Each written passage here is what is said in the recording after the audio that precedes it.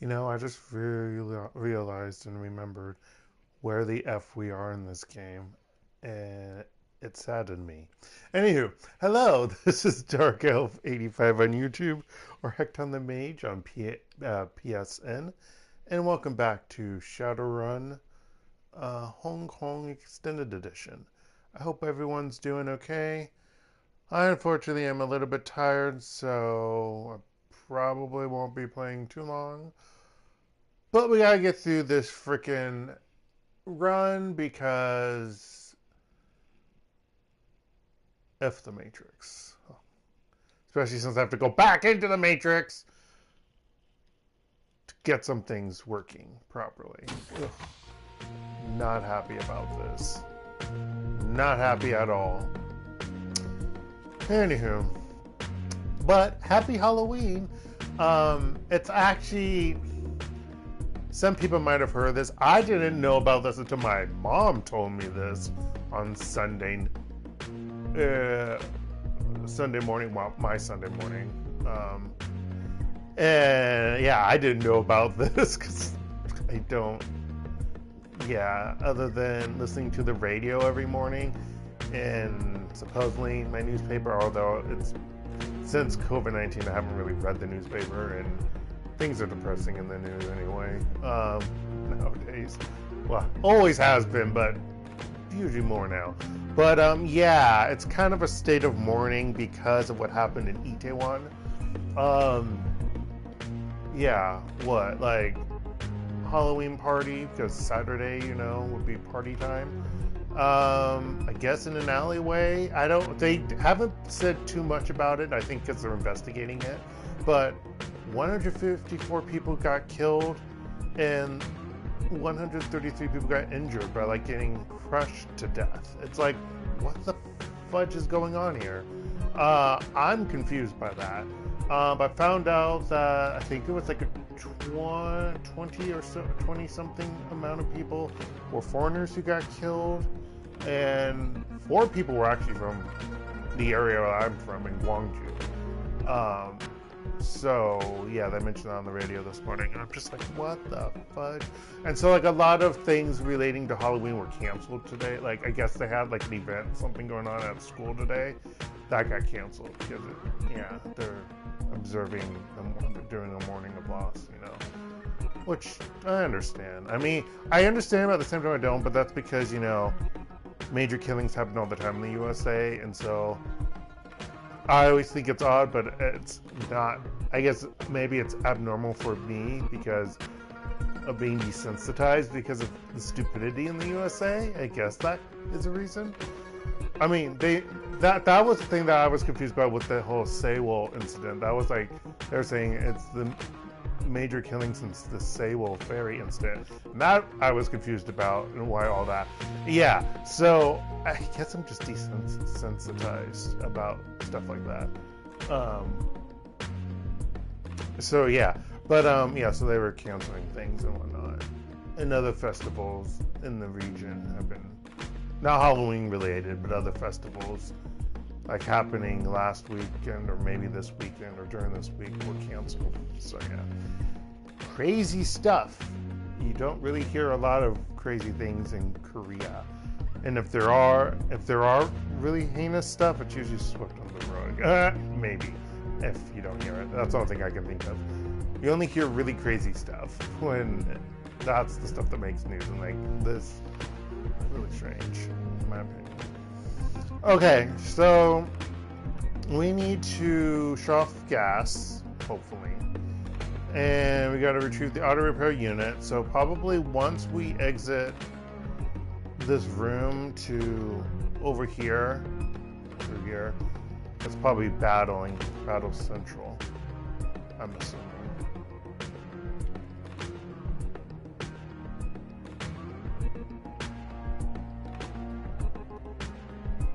What did I pick up? I picked something up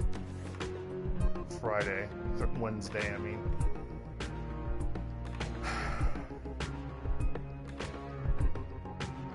Oh, Band 3 blocker IC code? No.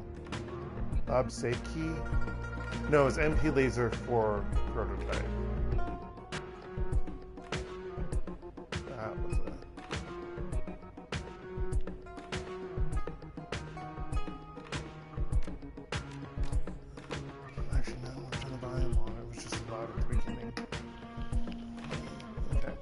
Who am I controlling right now? I don't want to control you. I don't want to control myself. No, thank you. I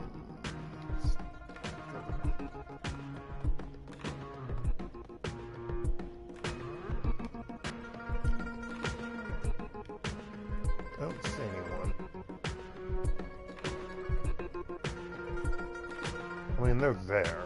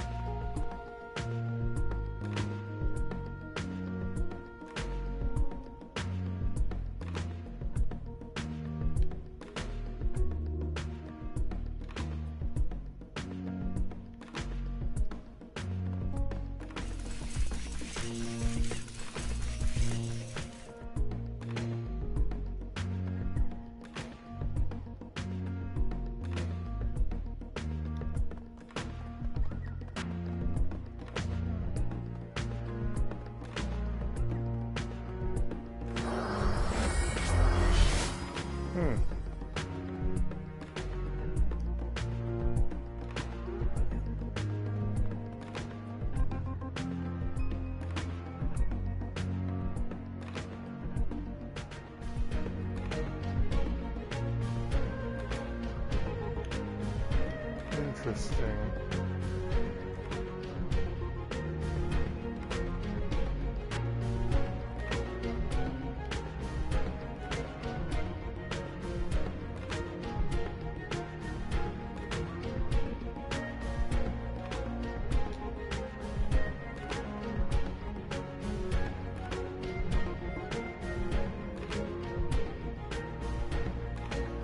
Maybe we don't have to go on the computer to shut off the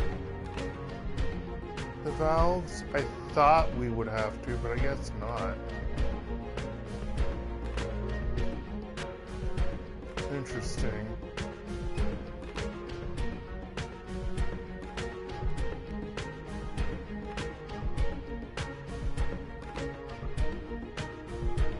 Who's this? This is Factor.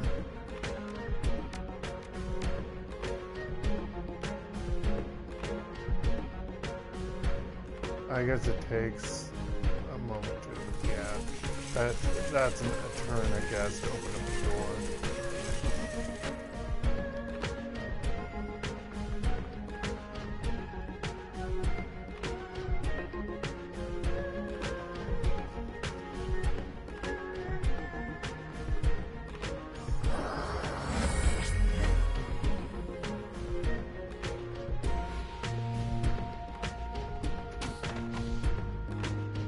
There's some enemies.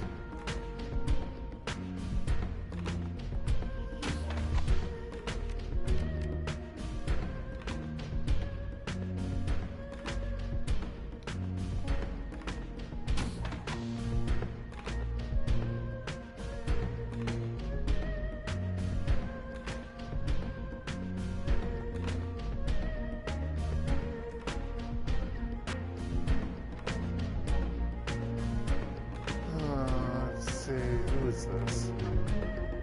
Oh, me. I was like, who is this?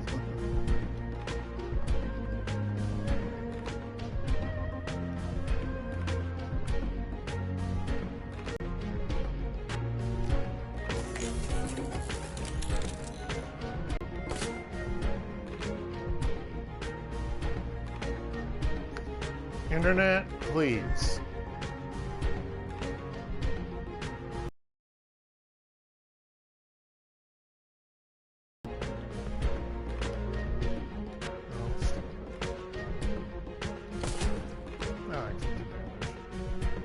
Wait, oh yeah, I forgot we've got more turns. T.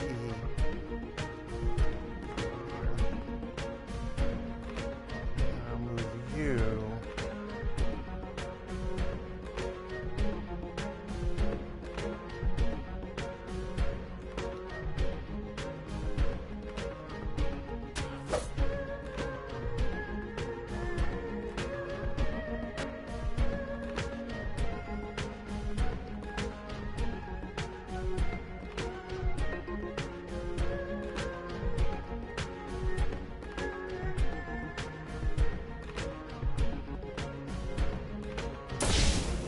Ow! Motherfucker. Ah! Stop it!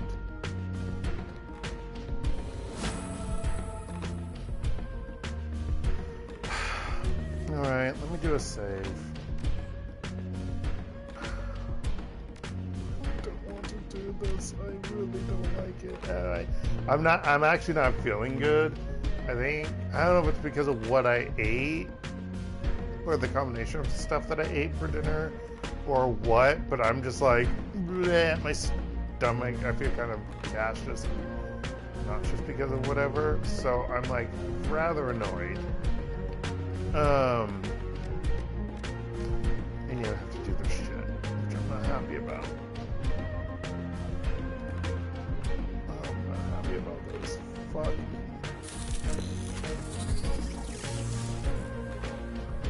Oh good, I don't have to do it right now. We have a round before the stupidity comes.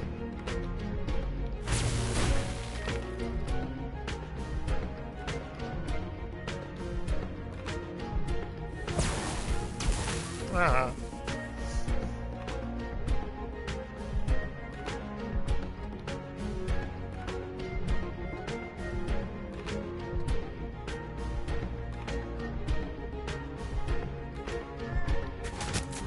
Oh, I was hoping that would kill him. Ah.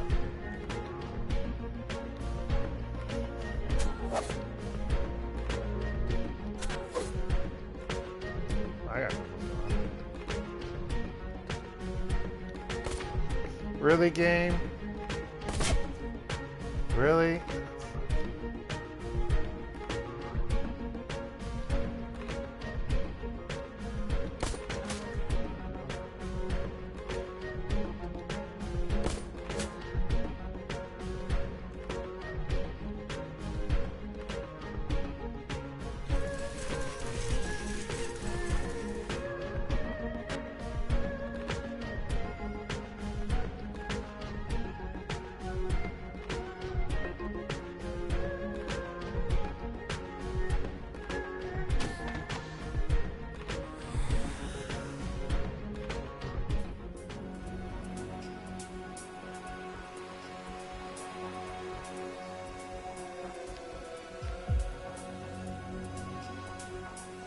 Okay. What the fuck? Okay, that was weird. I'm just saying that was really, really weird.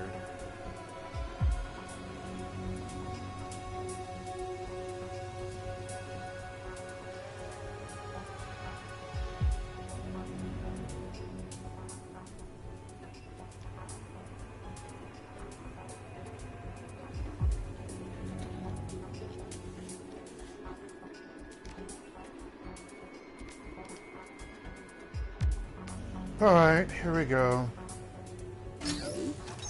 Oh.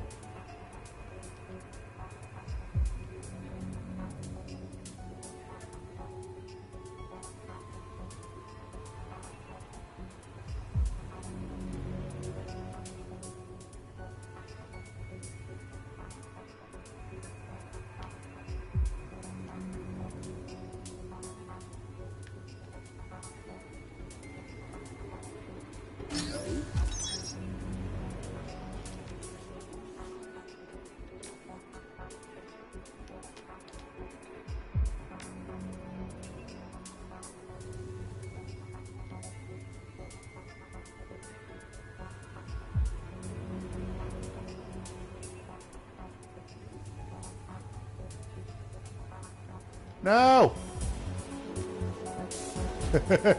No, no, no, no, no. No, no, no, no, no, no, no, no. No, no, no, no, no, no, no, no, no, no, no. No, no, no, no, no, no, no, no, no, no, no, no. Okay. I was doing so good. I got 2 out of the 3. And then I'm getting tripped up on shit. I don't know what's better, clicking somewhere and have the AI path on a computer, or literally me trying to do it, because I botch everything.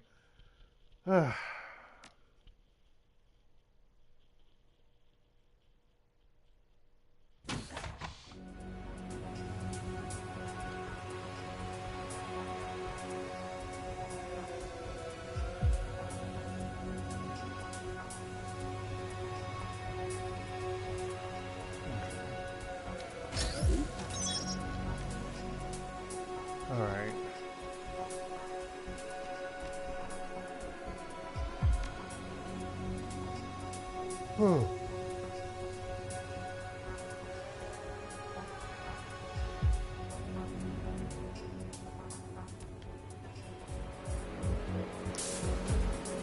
you.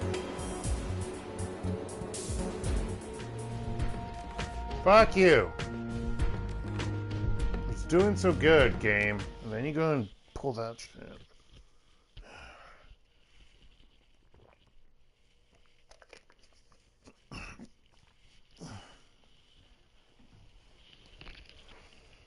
This game says that they don't think you should be a jack of all trades. No. Well, the other two games suit me just fine. No,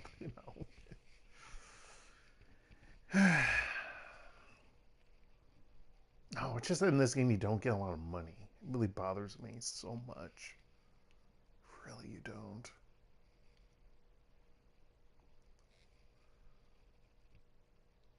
Hit X, game. Don't lie to me.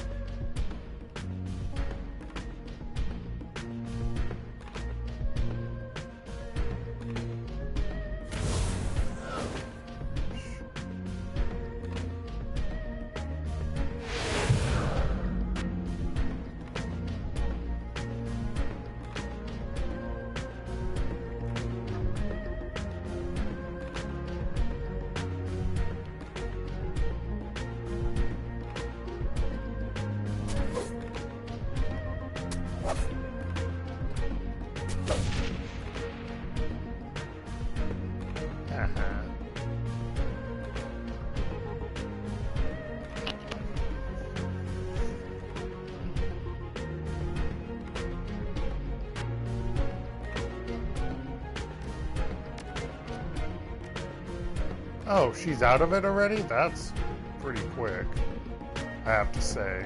I was not expecting that.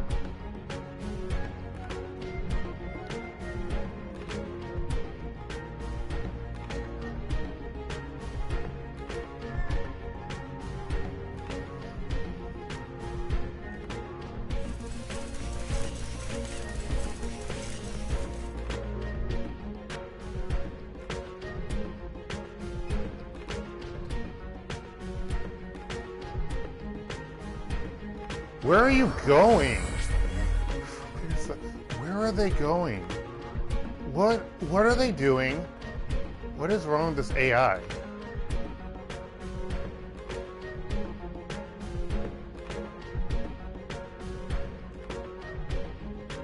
This AI is queer. That is not the way we're supposed to be going.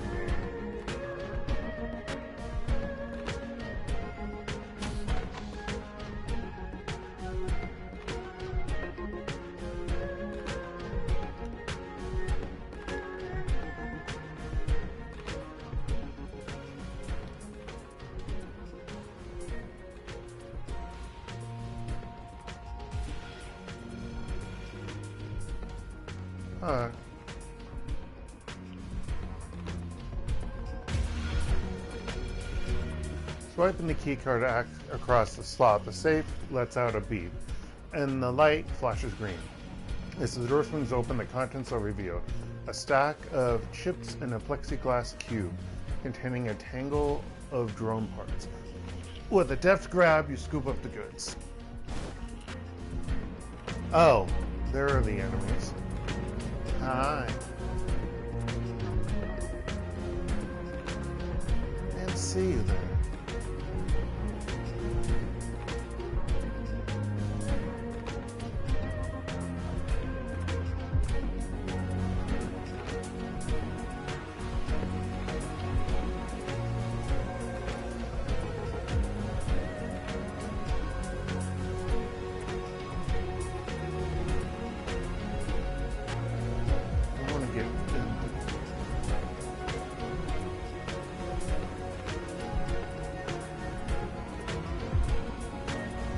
So where do we have to go?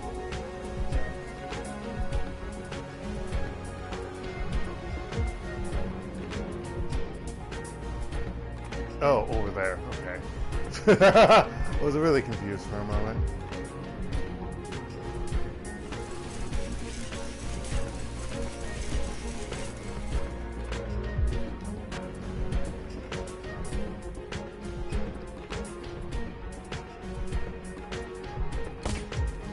Really? That was a 99% chance. Or was it 90? Still, that's pretty high game. Oh, shit. They can take care of them. The majority are here.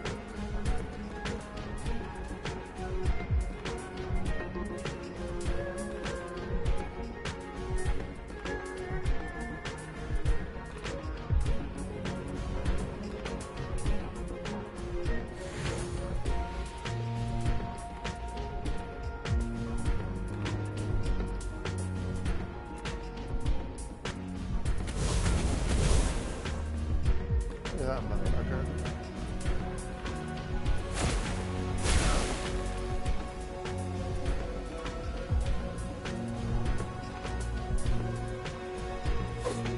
Really?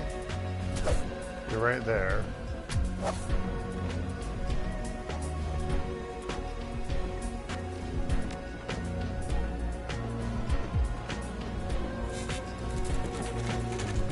Oh, you fucking kidding me. Game.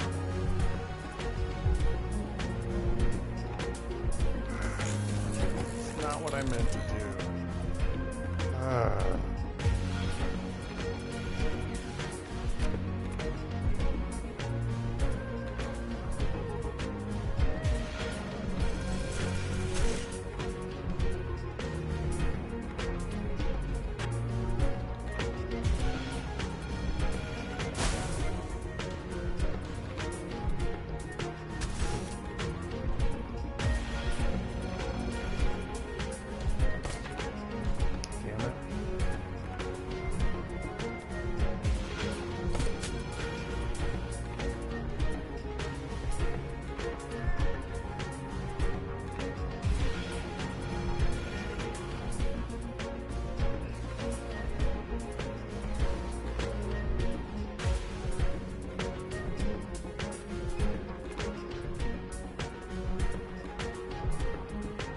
Really? You're not going to take care of that enemy? Whatever.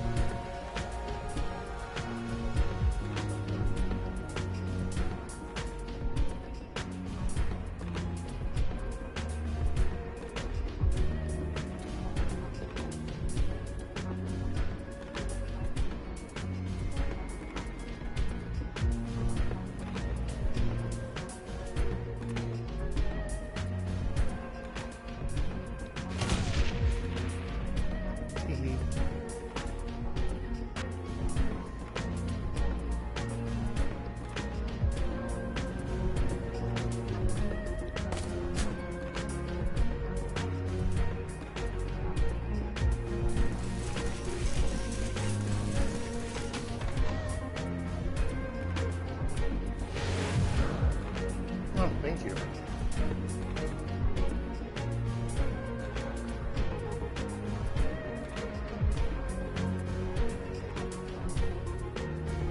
Why is the AI silly? Silly for neutral and for regular people. Where's that one person too? He's just chilling over there. I'm like, whatever.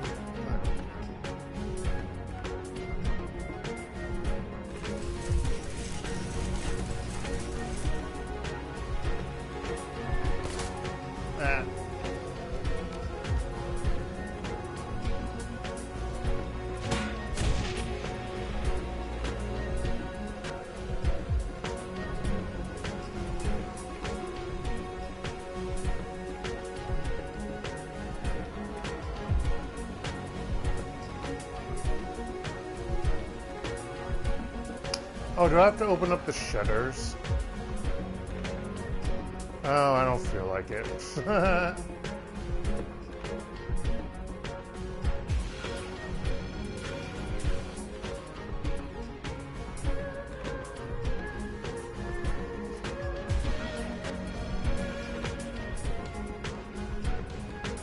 I see her?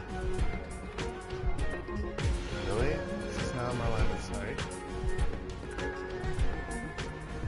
So, I said bullshit, Mike.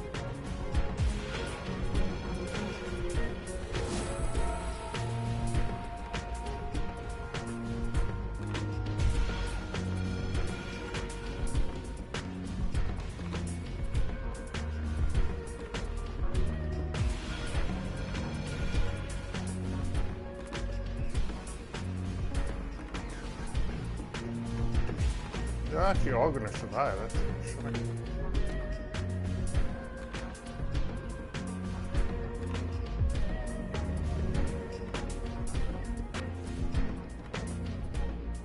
Are you kidding me? The elevator doors refuse to open. Some kind of manual lock is engaged. Blinking alert message reads, elevator in transit. Doors will unlock once elevator passes floor 27. Looks like you won't be able to pry them open for a minute or two. Better hunker in.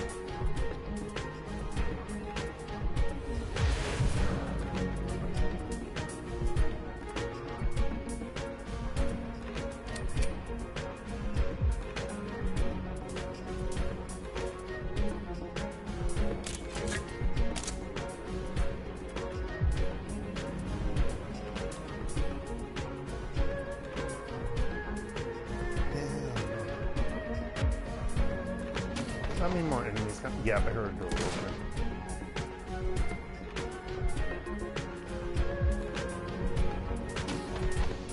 Okay, so I only see 3 of them. Where's the 4th person? Did she actually fight? Maybe she fought that one person.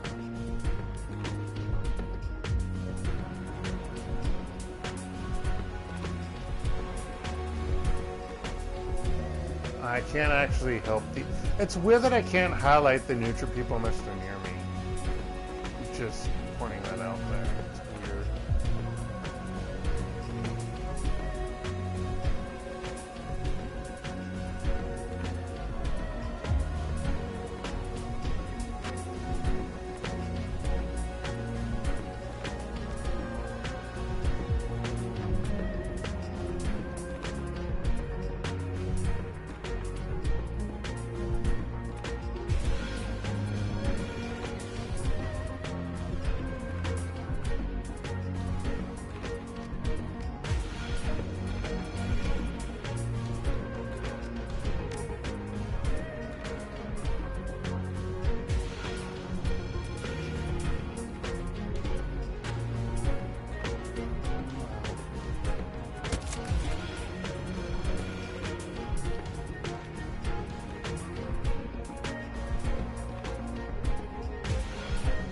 Is the woman dead?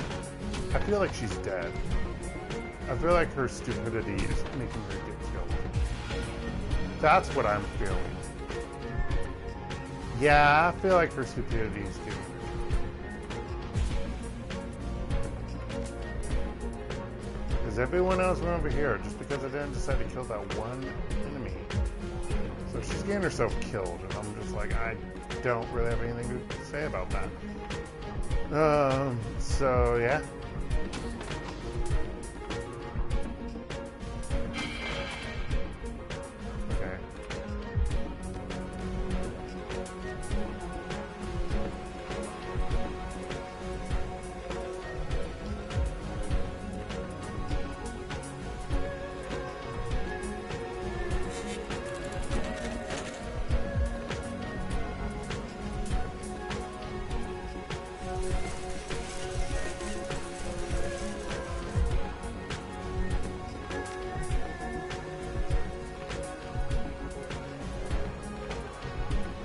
I think we have two music.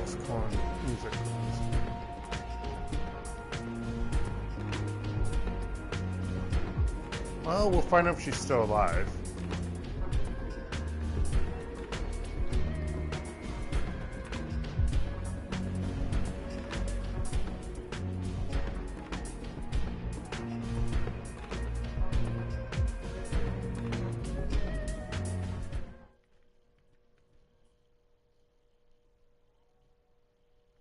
Yeah, we'll find out if she's still alive. The pungent smells of musty stone, grease, and the remnants of neuro-stun gas mix in your nostrils as you rappel down the elevator shaft. Whatever frustrated knight-errant security officers are in pursuit are too far away to be heard. All around you there is only darkness and the occasional red-hued maintenance light. As you reach the bottom and pry open the heavy elevator doors, light comes flooding into the shaft. With any luck, you're only minutes away from the MTR station, and with it, freedom. Oh, she's still alive? Because somehow magically she came with us, even though she was fighting one enemy. I think it was only one enemy.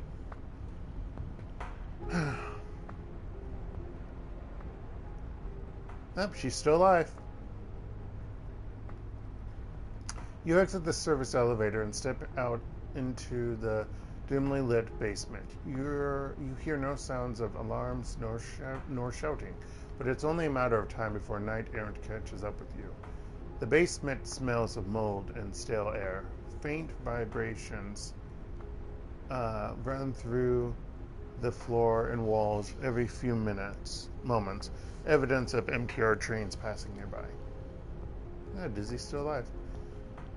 I forgot their voices. Of course I did. That was closer than I'd have liked. Phew. Dizzy hunches over, hands on her knees as she pants excitedly. She straightens as she calms down. Chalk that up on things I don't want to do again. Get gasped while trying to escape from Knight Errant. Ah, buck up, Dizzy. At least your fists and feet could hurt those bastards.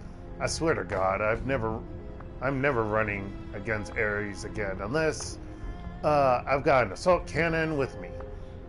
The old 6-gun just won't cut it against Knight Errant. Just spring for some APDS rounds, man. You don't need to overcompensate that much. So what now? We just march through the basement into the central MTR station?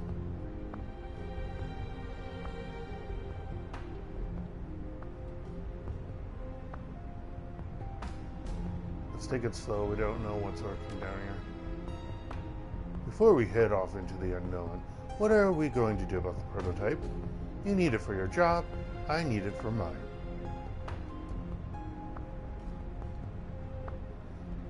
You aren't the only one who needs it. We have a job to finish, just like you do.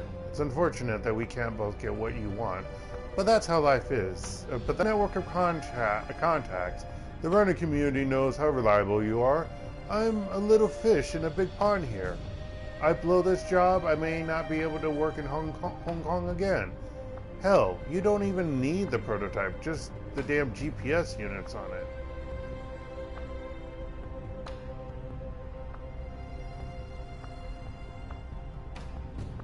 If we don't get paid, we'll just be as screwed as you. Well, that's the last one. I don't like it either. Maybe we can work something out. Thanks, I mean it. I don't like the idea of cheating on a job, but we're on the same team here. We both have to live and work in the same environment. How about this? We take the laser, you keep the GPS, and nobody's the wiser. And I'll owe you one. You call it in, I'll help you out, or get your friends who can, if I'm tied up. Okay, got a deal. Take it. The Euro takes the prototype from you, detaching the GPS tracker and handing it back to you. Excellent. I'll make sure nobody hears about this deal. At least not on my end. So what now? Do you want us to leave, or can we stick with you until we get to the MTR station? No sense in diviner forces. Come with us. Sounds good to me. Lead the way.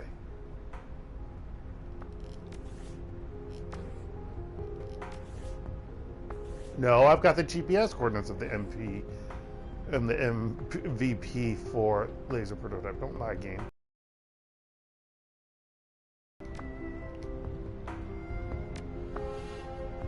So they actually walk with me?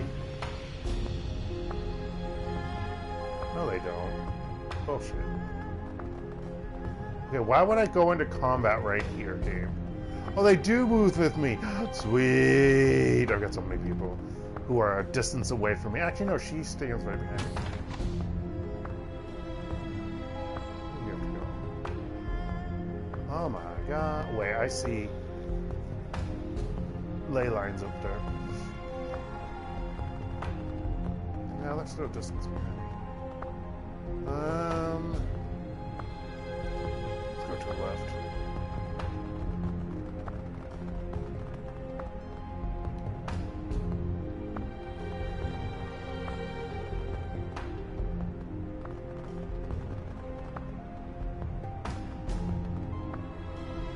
Okay. Are you fucking kidding me? Bullshit game, and you know it.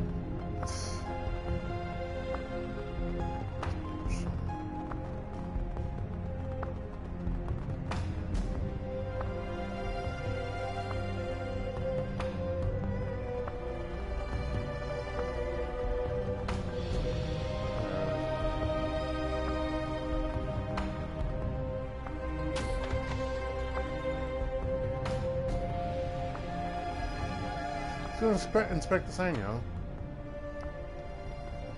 Piercing howl cuts through the silence of the empty station. It's distant, but probably won't be for long. Better move and move quickly. Gaichu sniffs the air, expression intent. Guard dogs. Guard dogs.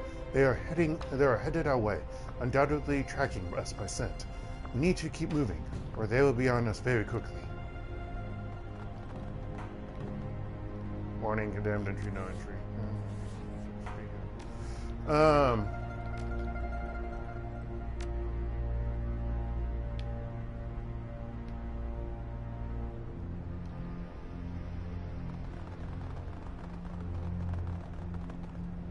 We try to open the door. Or we can just open it.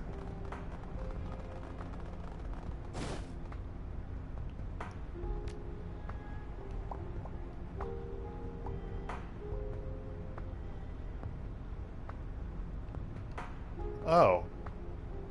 Yeah, I'm not giving them shit. What did I chew?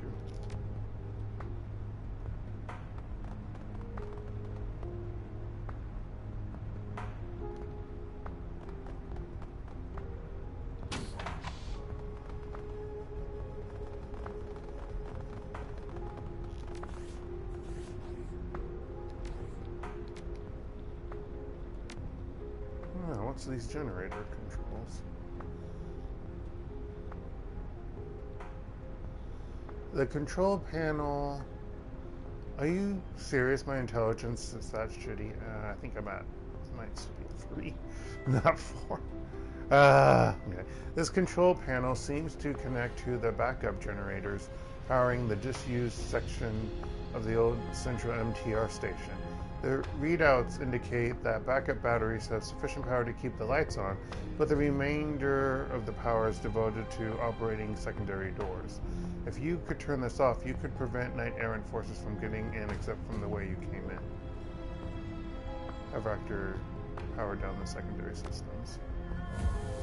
Karma +1. Well, with a whine, the generators spin down and the lights go down. So we can go through this one.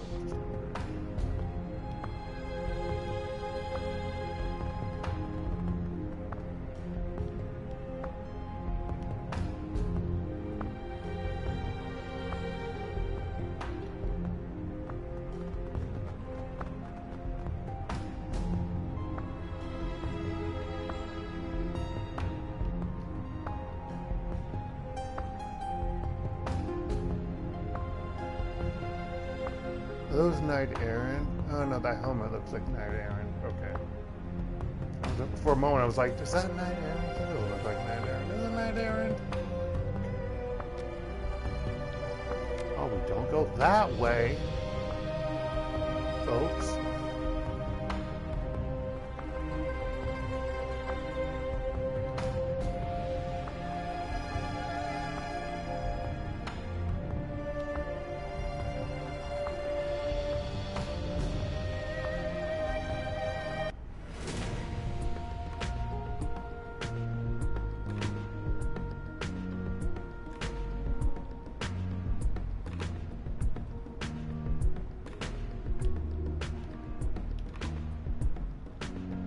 Oh no, they don't loop around. Interesting.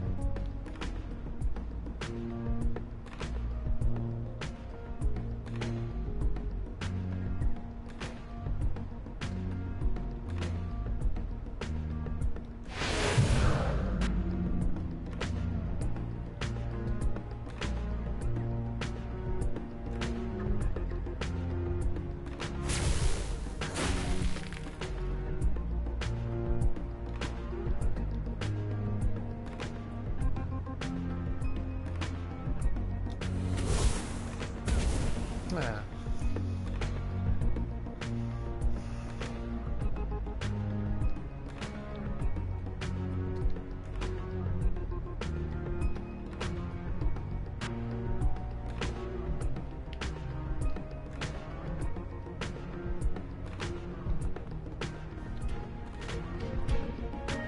Oh, there's turrets right here. I didn't realize that. I don't like that.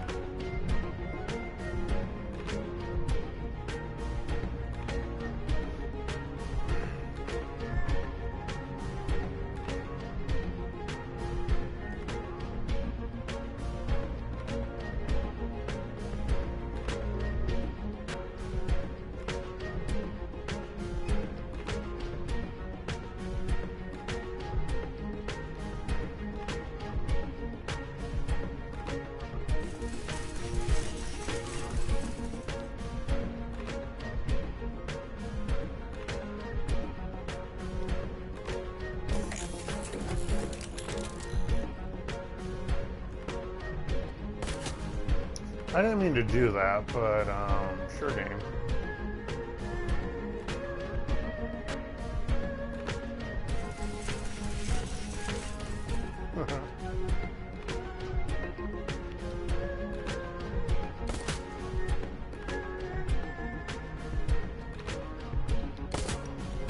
Wow, I got the mage. That's shocking. Seriously.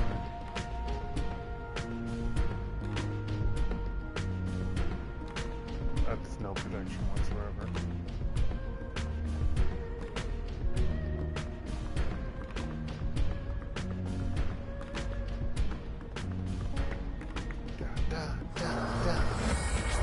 Help yourself up. You go, Dizzy. Yeah, stand in the open. That's smart. Wow. I was hoping I was missing. Let's see here.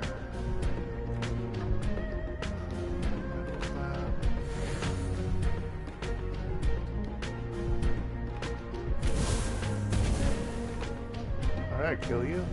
I killed you. Yeah, yeah, yeah.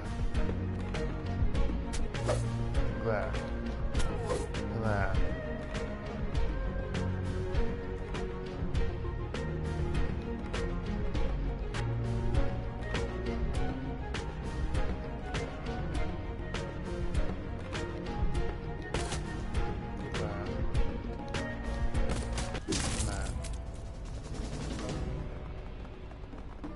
Alright, let's get out of here.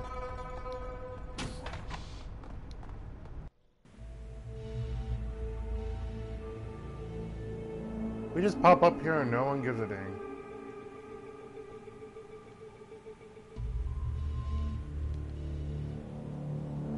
Be a safe escalator user. Hold the handrail and take care of children and the elderly. I like how we're in a square. There's a group right here. Root of a troll. He cradles a heavy assault rifle in the crook of his cyber arm and reeks of stale cigarettes and casual brutality. The name Steeltooth is stenciled across the flak vest beneath his jacket. His eyes narrow as you approach. That's far enough, you punk. Steeltooth gestures toward you with the barrel of his gun taking a drag from his cigarette.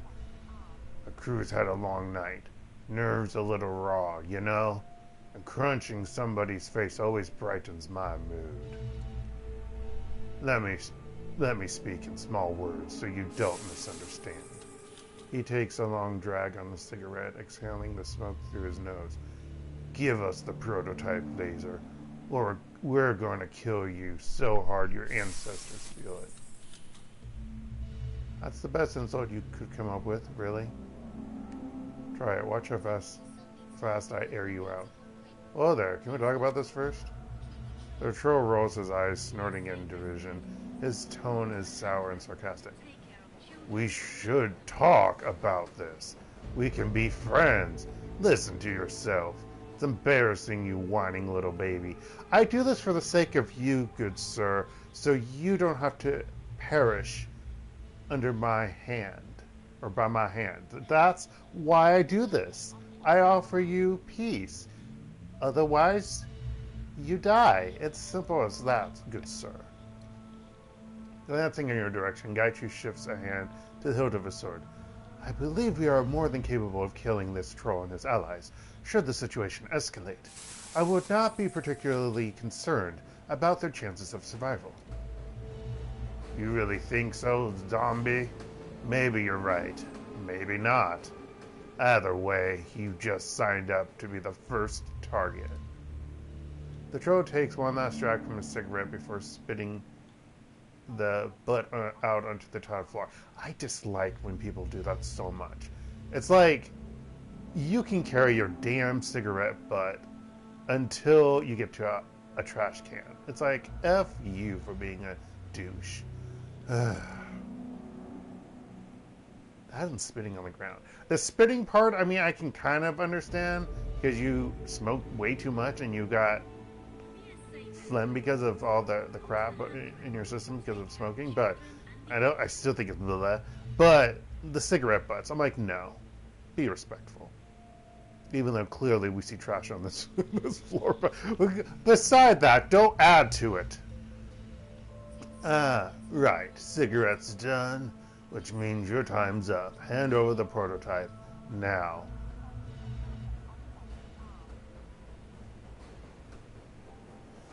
Must be that genius Ares caught breaking in twice in one night. Not giving you a damn thing. We ditched it. Okay, I have to do the top one. What are you talking about? Don't be stupid. Troll's shifting stance and wary eyes indicate the depth of his ability to lie, about the same as a puddle. You came in the front door twice, and then you came back dressed as a janitor. Hey, shut up, okay? Just shut up. I was doing legwork, and the suits weren't telling me nothing. So I had to get in and root around a bit, you know? I'm instructed to you and not ya. Steeltooth is becoming increasingly agitated. You wanna, see now he says wanna. You wanna keep your arms? You don't tell anybody about that. I'm not giving you a damn thing. I had to ditch it back in those caves. Caves right behind us. Bullshit. Nobody dumps a payday like that. Not unless they got no other choice. He fingers his rifle's trigger nervously, however. The laser had a tracking device on it. We had to ditch it. They had guard dogs following us by scent, and the laser had a tracking device on it. Ah, hell. Still, though, I ain't buying it. Tell you what, we strip search you. If you don't have it, you can be on your way. How's about that? As much as I would probably like someone strip searching me. No. Will you be doing that, good sir? No. To hell with you. You try it, and your arms come back as stumps. The longer you hold us up, the closer they are to killing you, too. You kinda got a point there. Shit. Steeltooth looks around nervously, hefting his gun. You sure had a tracker? You ain't lying to me? Oh my gosh. Why would I lie to you? We're both Shadowrunners. Tick, tick, tick, man. Not tick-tock. I don't know about tick-tick. That sounds more like a bomb. Tick, tick, man. We've all got to get out of here before the cavalry shows up. Yeah, you're right. A look of comprehension breaks over the troll's face like a dim candle, slowly flickering to life. Come on, guys. Let's get the hell out of here. Dumbass. The MTR train awaits, with it the promise of safety and freedom from any more unforeseen complications.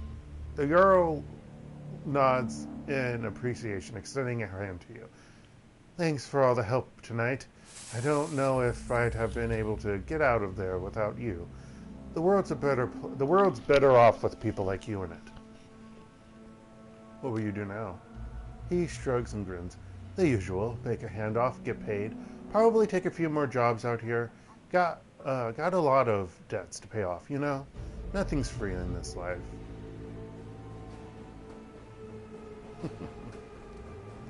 You keep safe out there, okay? We all gotta stick together. If we don't, we end up with bullets in our back. Wouldn't mind if I was on your back. Okay, just... Anywho, take care, Jarl. I refuse to say the Jarl. Oh, that's it? Only him? Oh, okay, sure.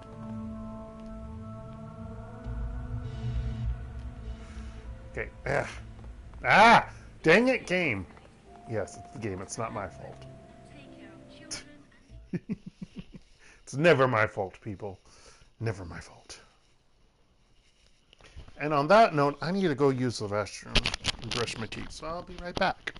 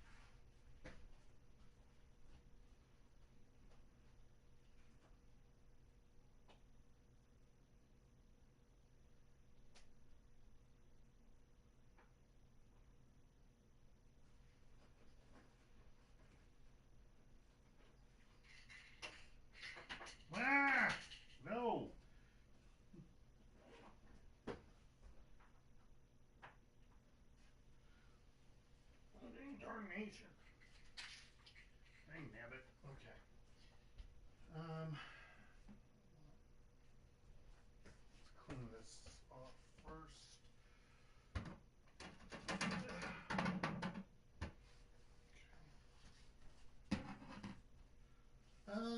You know what?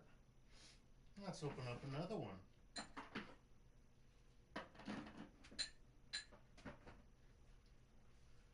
What? Let me try this one. Wait, how do I open this? Oh my gosh.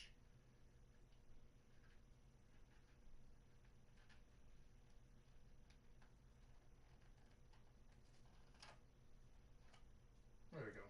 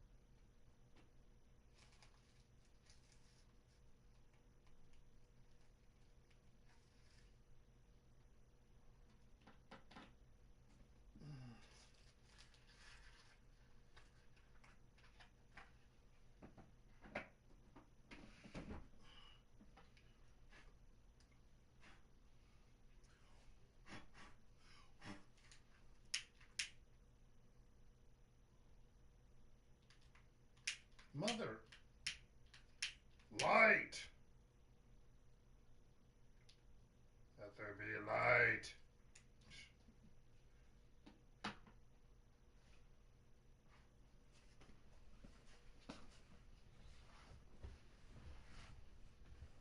Wait, where did I put my... Oh, there it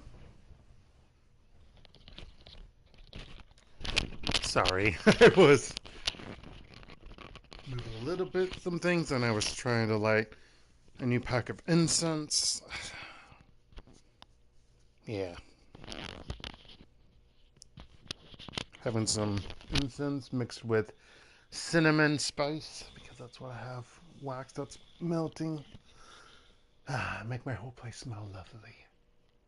I should take one of the packs of incense to the office. Nah, I don't want. I should just take a candle to the office.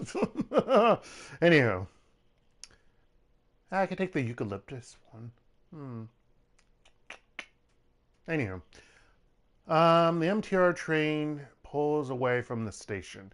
You become lost in the crowd. Just another face traveling from Central toward Kowloon. Toward Kowloon. Every second puts blessed distance between you and the hornet's nest of knight-errant soldiers you've left in your wake. With the data planted and GPS module in your possession, it seems certain that Ares Asia will place the blame for your run at the doorstep of the Red Dragon Association. The loss of the prototype laser is unfortunate, but allies are often more valuable than gear, especially in the shadows. With any luck, they'll be able to pay you back soon enough.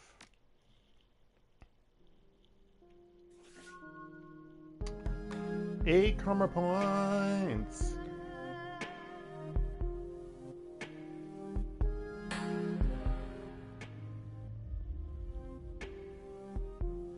Okay, dark.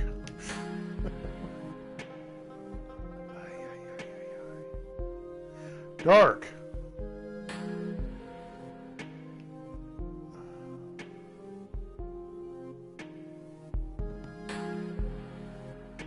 Oh my gosh. Okay, why does that... Oh, I thought that was above me. Anyway.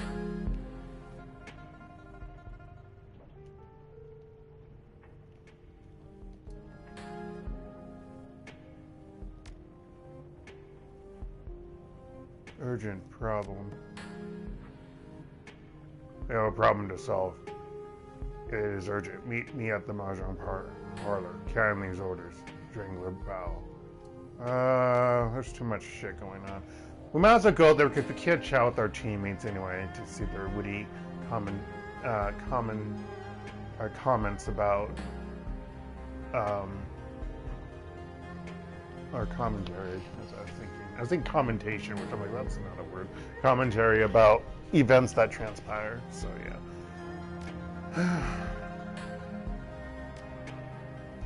The job is finished, and await the response. A few moments later, a message pops onto the screen. The payment is attached. I confess that I am very pleased with your work. It's not every runner who could have pulled off a job in this magnitude. Well done. Yeah, what voice saga I had. Oh no, that guy had a voice. How much money did I get? I wasn't paying attention because I was looking at the dialogue or the text on the right. Does it actually say how much money you get on it?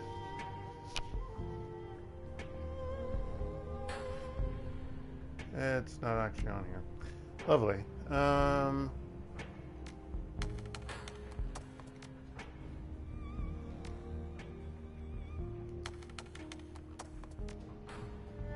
Rigger, dock.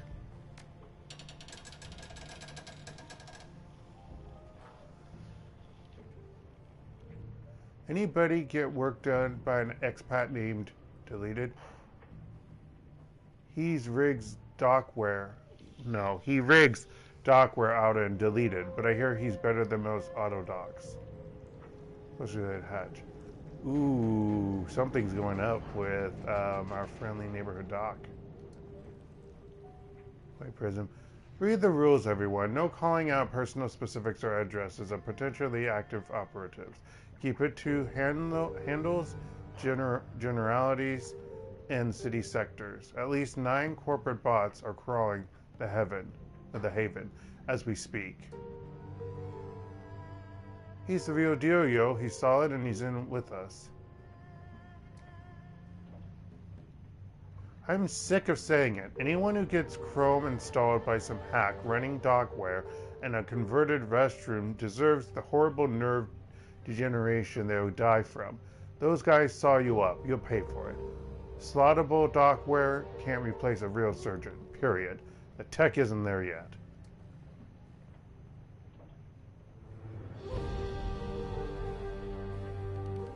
I scoped out the dock in question. I'm gonna have to rain on your party, Hath. He's basically a family doc who moonlights doing basic cyber. Oh, maybe not. Nice guy, but he's no hitter. Just a big bullshitter. Archaeopteryx. You don't know shit. I can't read the handle. I'm glad it was only one.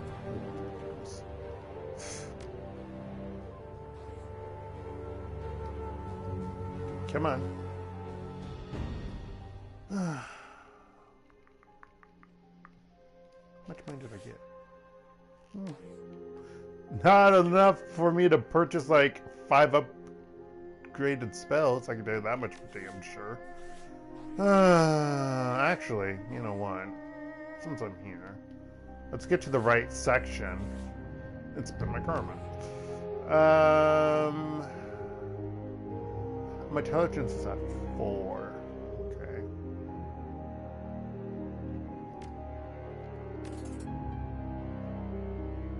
Should upgrade my spell case. I'm not gonna do that yet. That. And I'm gonna have to hold on to this.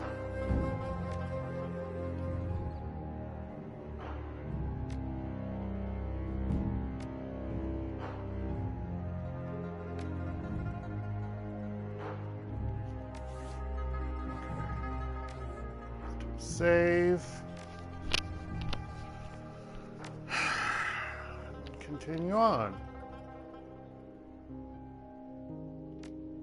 Okay, that was queer.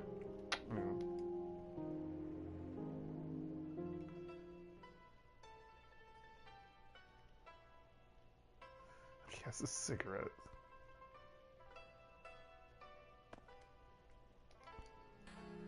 Kylie Cheng is in the midst of emptying 2 plastic shopping bags when you enter. She places the contents in a pile on her mahjong table. 2 liquor bottles without labels, a box of her thin black cigars, an assortment of individually wrapped gourmet chocolates, and a large caliber pistol with electrical tape wrapped around its grip. Ah, good, you're here. She finishes with the plastic bags and throws them to the floor. It seems like forever since we saw each other. Forever? You haven't been gone that long, Auntie. Said you had information to share in person. Here I am. Welcome back. Was your trip worthwhile?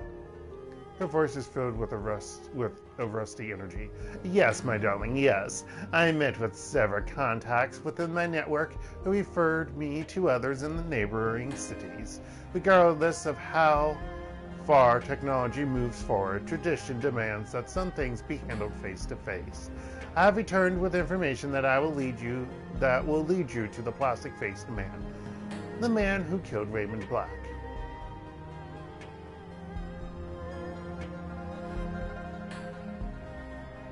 Excellent. While you were gone, we uncovered a relationship between Joseph Song and Raymond Black. The triad woman's eyes narrow. Did you? And what was it you uncovered? We've been lied to all this time, Wu and me. Raymond Black is actually Edward Song. The man who raised us isn't Raymond Black. He's Edward Song, the son of Josephine Song. I don't know about being lied to. I mean, he changed his name. He didn't want to associate that. Yeah. He's fiction made up. His real name is Edward Song. Let's do the middle one. You were raised by Josephine's son. Her brow furrows. That explains why Edward went when he disappeared years ago. Seattle. Any idea what happened? I don't know. Just that he went missing after Josephine completed rebuilding the walled city. This was in the early 30s. Her face twists into a mask of disgust. You realize what this means, don't you, my sweet? That inbred little goat whore was cold enough to have her own son executed. Her language. Ah! Even more reason to find the plastic-faced man. What have you found out? Said you had news of your own. I told you mine. Now you tell me yours. Your turn. Did your out-of-town networking produce the results you were looking for? Oh yes, exactly the results I was looking for. She grabs a bottle and opens it. I know the identity of the plastic-faced man. His name is Lee Tai. Is that an L? Or is that an I? Fudge. Okay, I need to see a capital I or an L. Why is there no word with an L? Okay. I don't know if that. It's probably lung. I don't think young is a. I think there's a Chinese word that starts with an I and with a second vowel of U or whatever would be considered in dialect. I hope. So we're gonna say lung. His name is Lee Tai Lung, and he's an independent contractor, a trusted, deniable asset who handles all of Josephine Song's more delicate operations off the books and away from the public eye. The plastic-faced man is her shadowy right hand outside of the corporation. Cheng doesn't bother with a glass. She takes a long pull off the stinking bottle and wipes her mouth with the back of her hand. And I know how to find him too. I've made contact with an information broker, Xiao Shi, who works out of an abandoned night market in Shikip-Mei, called the Xing House Court. That's not hard to find.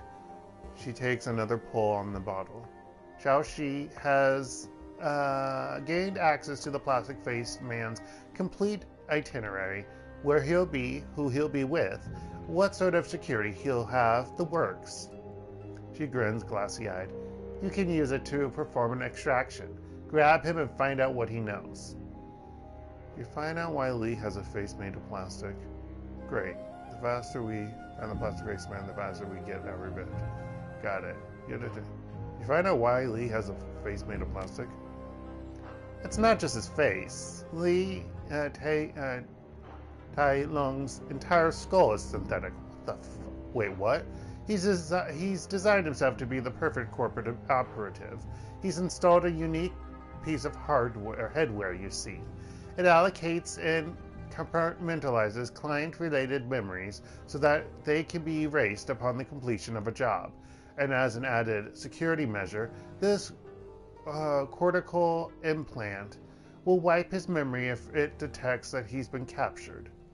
Seriously? He can just wipe out everything having to do with some mechanical services? We need a way to circumvent the implant. Exactly. Unless you can find a way.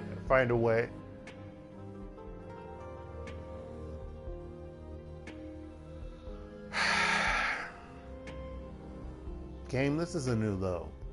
I know of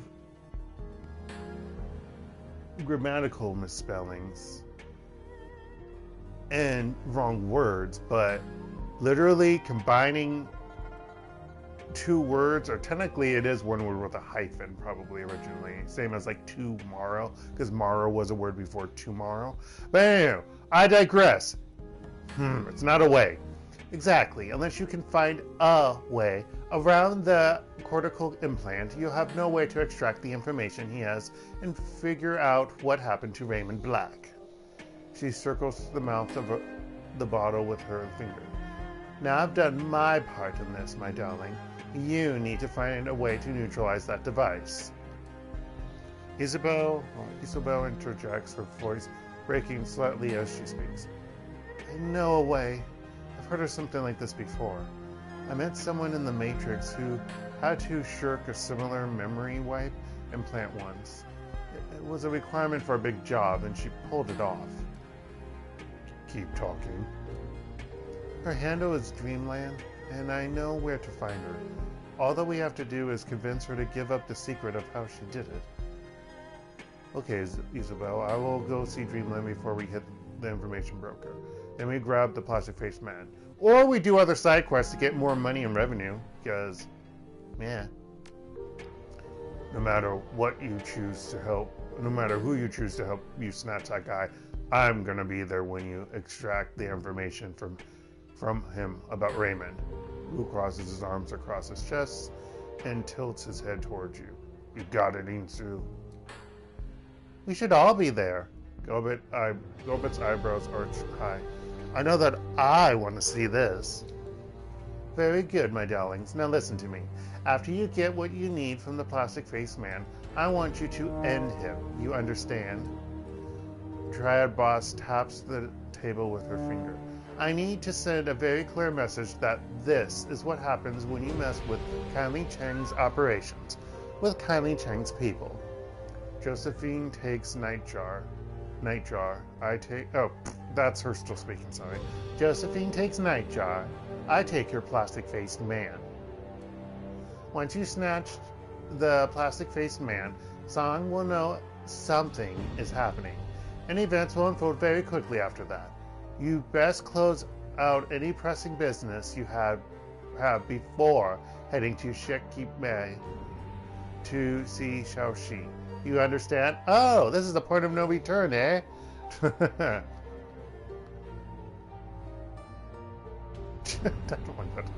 was ridiculous. I'll check my mission computer, see if I have any jobs I want to knock out before I hit the MTR.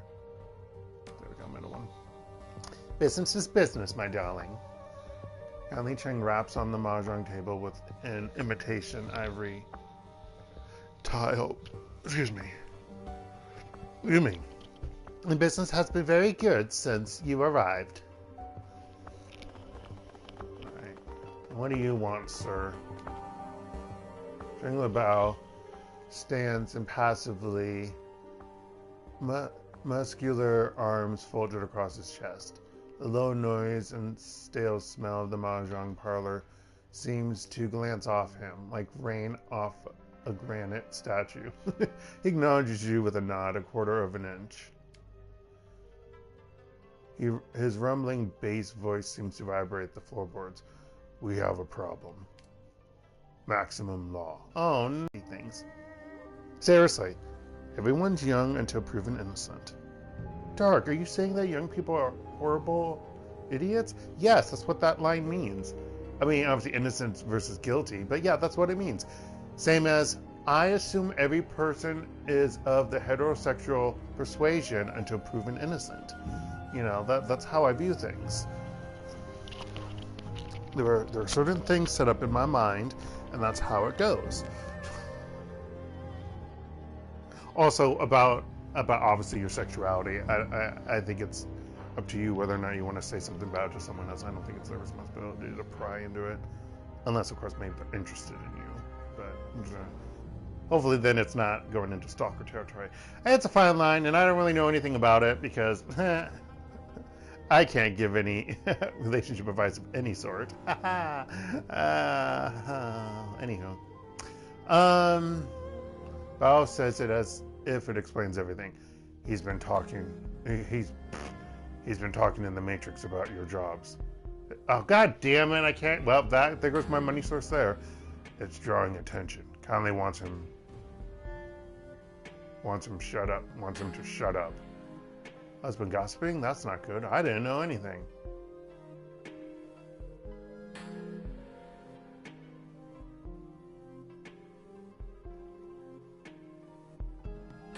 Oh, whatever. He's an excitable techie. He's got a big mouth and underdeveloped sense of consequences. Law isn't being discreet. He needs to be discreet. Really? I thought he was. Oh, of course he's not, because he's an idiot. Bao leans forward just a little, shifting onto the balls of his feet, like a tilting slab of concrete. Your job is to fix the situation. Don't bother finding me when you're done, unless there's something to clean up. Oh my gosh, I've got better things to do with my time. His eyes just kept it clean. Any questions?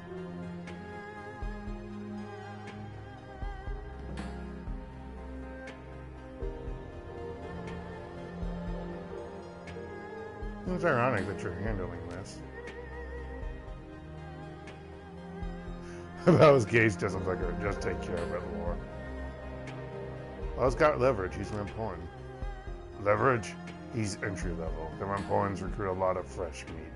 Oh, sorry. The Ramporans recruit a lot of fresh meat and call out of those who are unfit.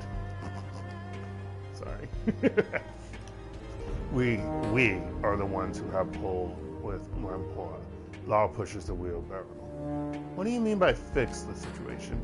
Just make him shut up. What happens to Law doesn't matter to anyone. He has no family here, no standing. Damn! Why doesn't the Yellow Lotus handle this? We are, Bao smirks. Did you forget? You're an instrument of the Yellow Lotus. We'll probably need to do it on that boat of his. He almost never leaves it. I'm not gonna kill him, what the fuck? This needs to be handled soon. Jingler Bao grunts and nods almost imperceptibly as if to signal the end of the conversation. Thank you, Lord. Your skill is appreciated. As is your prediction. Good day, Mr. Bao. As is your prediction. Good day, Mr. Bao.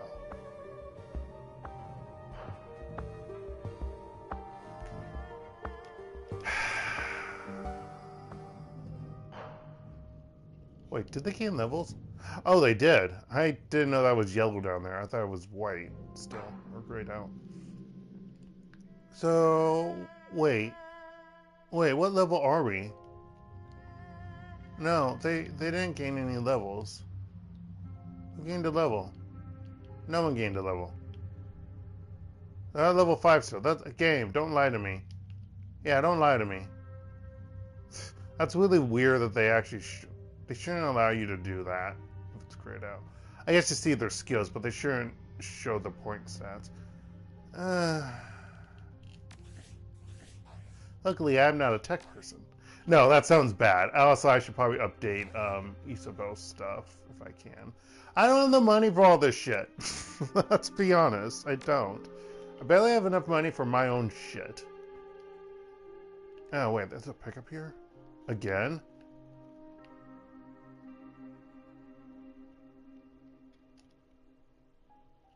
I thought I already picked this up. Queer.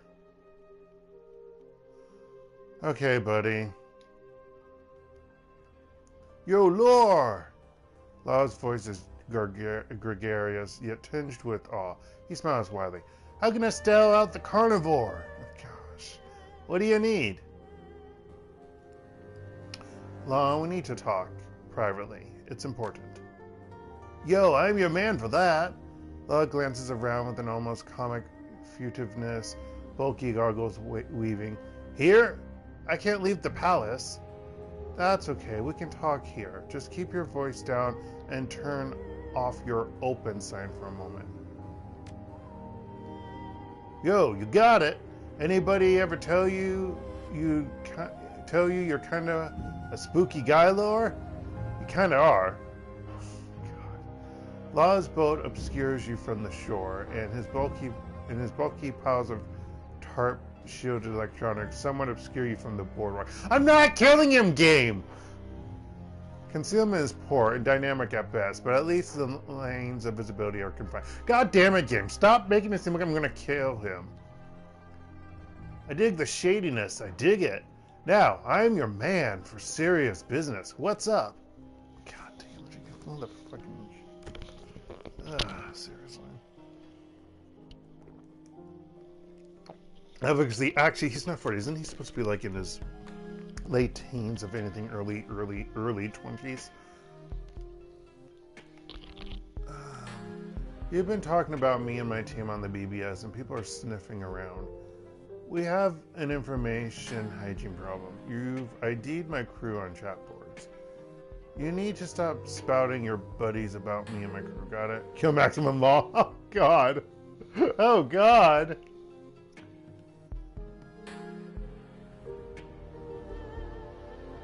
You've been talking about me and my team on the BBS, and people are sniffing around. People talk. Whatever. It's no big deal. The BBS and the Wampoa boards are secure. This is what Wampoa does. We handle info, and right now your face is golden in Wampoa. My face isn't the problem, Law. It's yours. Wampoa thinks you've been running your mouth. Hell is getting heat because of what you've said, Law. We're all in trouble. You most of all. This isn't a game. I don't have Shadowrun. Okay. This isn't a game. People are hunting us. If this goes further, they'll find us and probably you. I was getting heat because of what you've said, Law. We're all in trouble. You most of all. For real? Come on, man. I mean, it's the BBS. Law begins talking rapidly. And I guess we shoot the shit while playing games sometimes too, but I play with great guys. We're all Wampoan. They're totally watching my back. Seriously, if there's a problem, it's totally from somewhere else. His voice trails off. The blood drains from Law's face. You're serious, aren't you? Oh no. Oh fuck, man. What have I done? He swallows hard. Sweat runs in streams down his face from under his VR goggles. He breathes heavily. A quick glance around reveals that there's a lull in the usual busy foot traffic on the nearby docks. Only a few people are in sight. This might be the only opportunity to kill him. I'm not fucking killing him! There is nothing to indicate that I should be killing him, other than make sure you shut your damn trap and don't say stupid shit. I know, that's usually in this type of business gets you killed. But I'm not that type of person. I'm not a ruthless Shadowrunner. I'm a moonlighting Shadowrunner. No. In Asatoa in Wampoa, but you need to be discreet. Can you be discreet? When code misbehaves in Wampoa, it gets deleted. You follow? You need to conform to oh, shit. Oh, is your community. People here watch out for each other. Honor that. Keep quiet.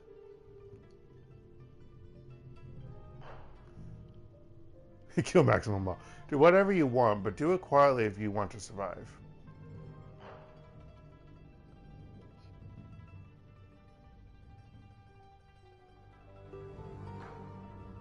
I'm gonna do that one. Law nods and swallows hard again. What should I do, Lore? Keep your mouth shut, play smart, you'll be fine. Fly your own flag. Set up your own shop, but keep your mouth shut. I suggest you get quickly and quietly out of town and don't come back. No, I don't want that. Keep your mouth shut, play smart, you'll be fine. Maximum Law looks like he's about to be sick. His voice is faint. Thanks, Lore. It's all forgotten. Don't mention it. Just keep your chin clean. Running is a dark and bloody business. I know, he didn't realize that. Don't get involved in it.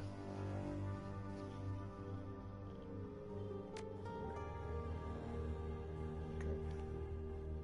Your Lore hits back.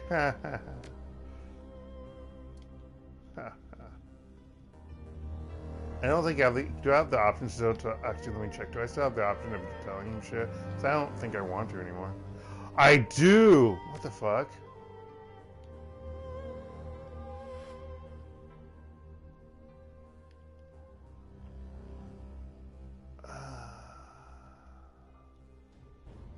I'm not going to do that anymore. That probably will seal his fate.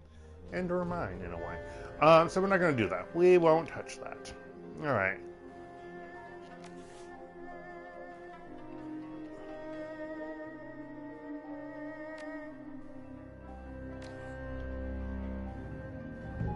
Let's chat with people.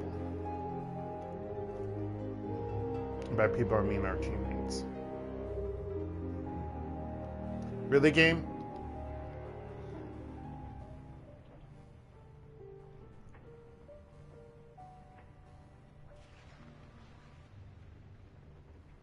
Talk to our handsome brother. You walk into a mess. Half-eaten cans of food litter the floor. Really, dude. And personal equipment is strewn about in a haphazard fashion. Amid the mess, Wu sits in his bunk with his back against the wall. He has a PDA in his hands and he is staring down at it, sullen and morose. He doesn't acknowledge your entry.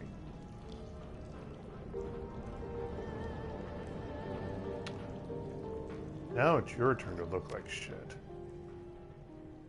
You know that's not true. He doesn't look up. You think something could make this look bad? He waves his hand towards his face and along his body. No smile.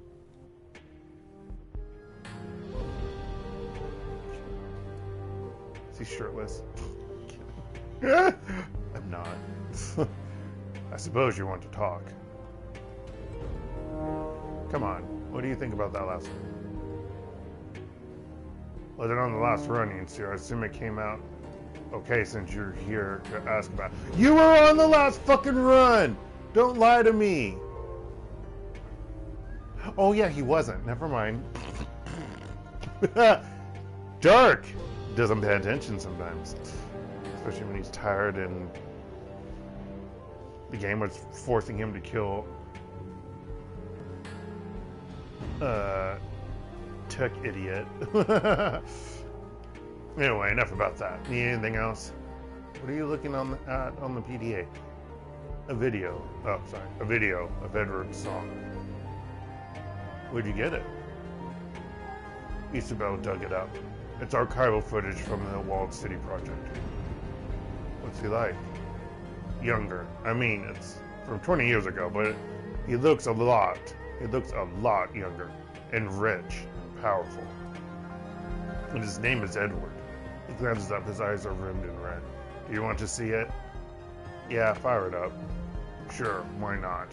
Wu taps a button and turns the PDA around so you can see it. The footage shows a serious Chinese man in an expensive suit sitting behind a large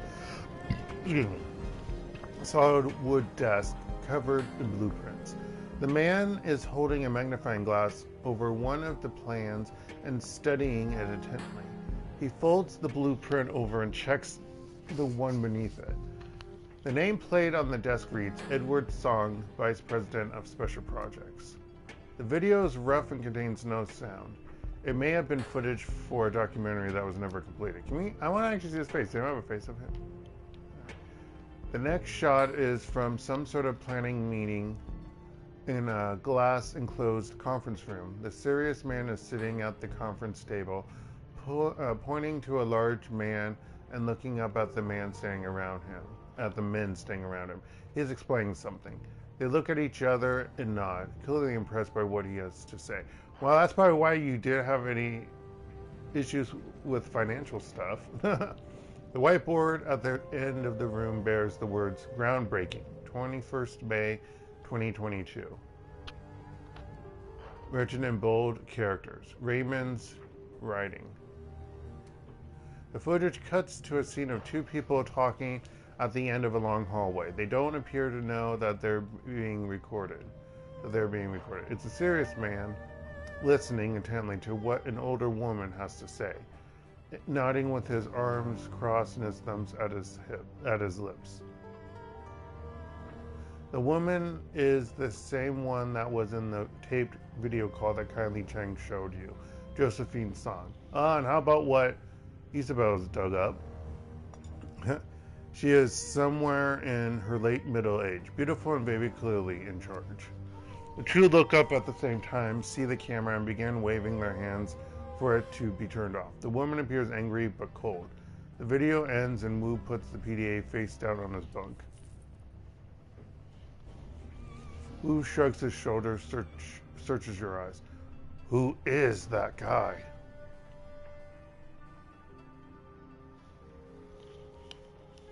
The guy who cleaned us up gave us a home. Not this guy. This guy's some corporate big shot. The man who raised me was a community organizer.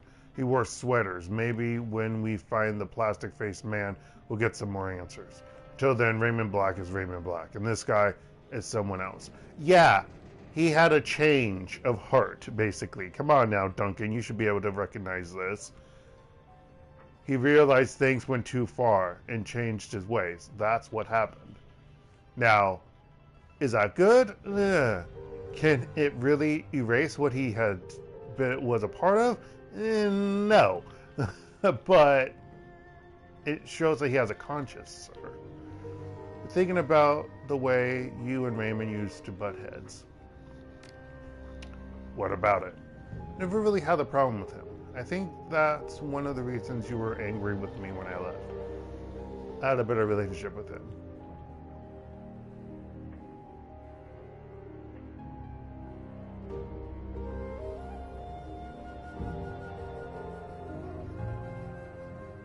He can say it.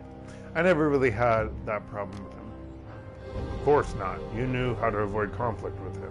And you had that way of diffusing him when he started with that intense array thing he used to do. Remember? Intense array. I haven't thought about that in a long time. I think you were the one who came up with that name. It was like the summer after we started living with him and Mrs. Maloney. We'd find out that we hadn't followed one of his rules. I don't remember which. There was a long list. You bought some nerps. He hated crap like that. I think you were still smoking. That was when he found out you'd broken his no dating until you graduate rule. That's the smoking one. Yeah, I think that was it. I was smoking and he was pissed and said that fat kids who smoke die faster. No, it helps curb appetite so they can lose weight. Because of that, I mean, it probably doesn't suppress a whole lot, but that was honestly something that in the back of my mind I thought about smoking just because. Does that really help curb appetite? Because if so, let him up, baby. No, but no, I ended up not doing it because I've got other shit in my body that's legally induced. I mean, buying cigarettes is legal of a certain age, but I mean, you know what? Medical, like medicine, you know, other like medicine stuff, and I'm like, I don't need cigarettes in that mix. It's one of the reasons why I don't drink. That and also I just don't see the pleasure in it, and I don't like the taste of alcohol really. So because I don't do it a lot, you know, it's like you don't drink it. It's like I don't see pleasure in it. It's like, and then like I had a friend who said to me, you know, you don't drink it because it's good. You just drink it. I'm like, well, what's the point in that? I don't see pleasure in that. If there's no pleasure of any sort, of any kind of this, you know, be it personal pleasure, because it tastes good, because of whatever other types of things I fall into the category of pleasure, I'm like, there's no point to it in my mind. So, yeah. So just to be obstinate, I told him I liked to smoke. We got into it. Then you came in and diffused the whole situation. Wu stopped talking. Wu stops talking. His expression becomes thoughtful. I think that's why I was so resentful when you took off, especially after Mrs. Maloney died. You were the only one who could get through to him when he became intense Ray. I remember the last time it was when Double Trey got taken. Like the day the 162s decided they wanted our squad. I did have a talent for getting Raymond to calm down when you two started going at it. Let's do that one. Especially that last time, the week you left. His expression hardens and he picks up the PDA again. I don't want to talk anymore, Insu. I've got enough on my mind as it is. Stuff like my father betraying my trust. Doesn't sound like that. It sounds like you have an issue with me, but you know. What do I know?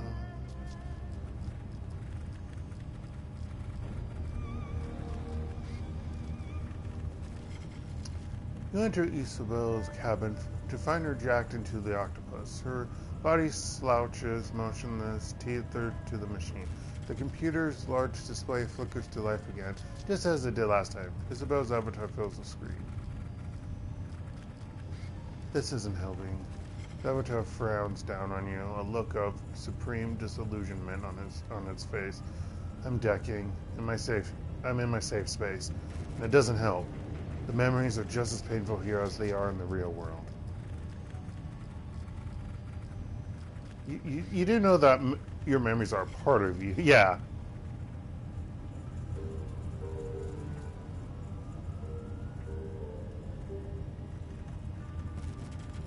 Yeah, your memories are a part of you. Ducking doesn't make you leave that behind. No, I guess that doesn't. That doesn't. White plumes of static flow from the avatar's fists. She's shaking. It fucking should, though. It fucking should, though. I can't handle not having a way to escape from this. So what are you going to do about it?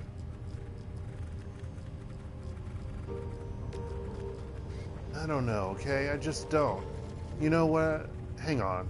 The avatar winks off the screen and the terminal powers down. Isabel's body shudders, a familiar tremor. Her consciousness is flooding back out of the matrix and into her meat. Really? Her eyes flutter and she takes a sharp breath. Slowly, shakily, she rises from her perch on the floor. You're here with more questions, right? She coughs into the crook of her arm, wipes her nose with her sleeve. I'm sure that you are. Why else would you be bothering me? So spit them out and we'll go digging around in that cesspool that I call memory. Who knows? Maybe we'll find a clue.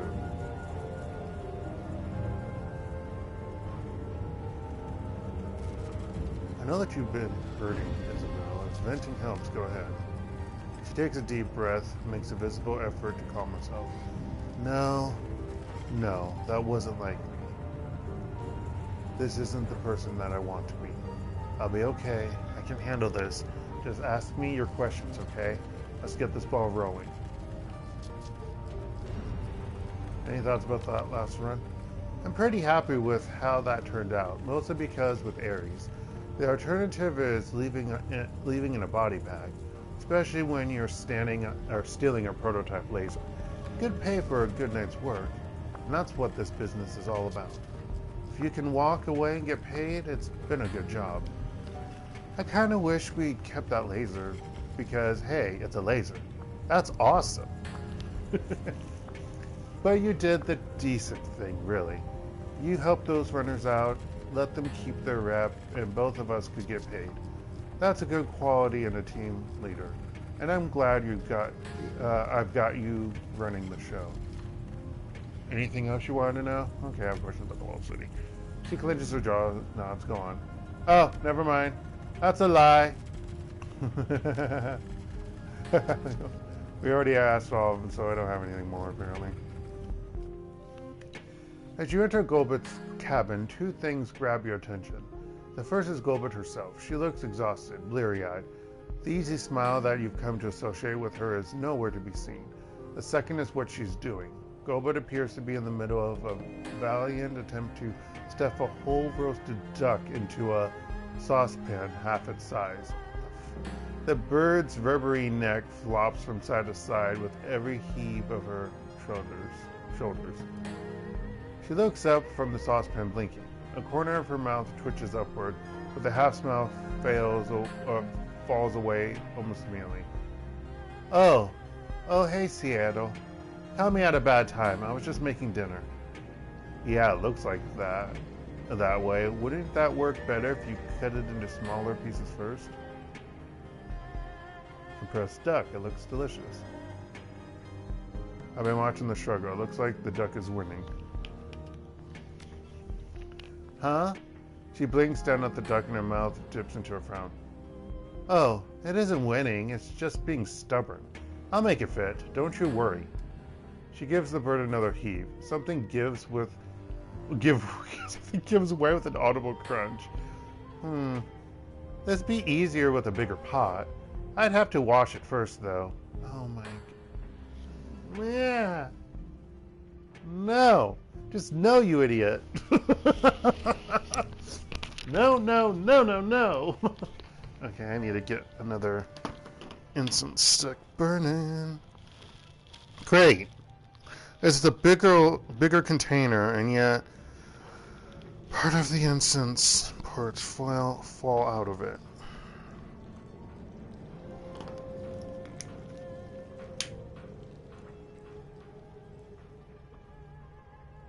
Okay, why do you light like that?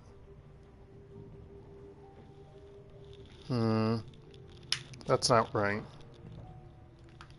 There we go. Oh, shoot.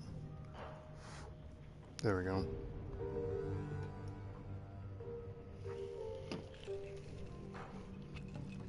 Alright.